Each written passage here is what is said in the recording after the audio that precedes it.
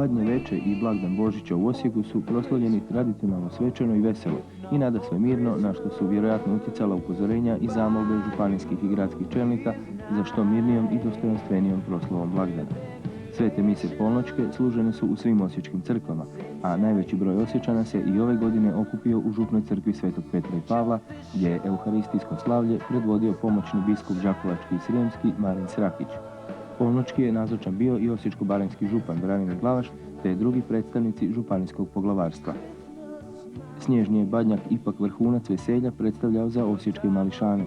U subotu je tako blagdanskom raspoloženju doprinijela kočija djeda Božićnjaka, koja je na trgu Ante Starčevića dočekala male Osječane nakon polnoćke za djecu u Osječkoj katedrali.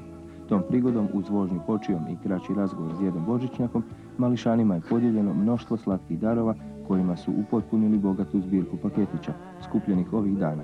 Svečanu kočiju i darove djeda Božićnjaka na Badnju večer osigurali su mladež HDZ-a, konjički klub, poglavarstvo općine Čepin, hotel Osijek i Osječko dječje kazalište.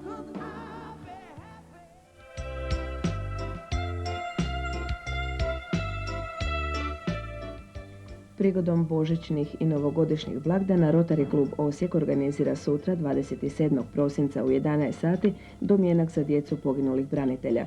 Tom će prigodom za 52 djece i majke koje primaju pomoć Rotary kluba Forcem biti uručeni prigodni poklon paketi. Svaki član Osječkog Rotary kluba brine za jednu obitelj, a domjenak će biti organiziran u prostorijama mjesnog odbora Gornji grad na trgu Lava Mirskog.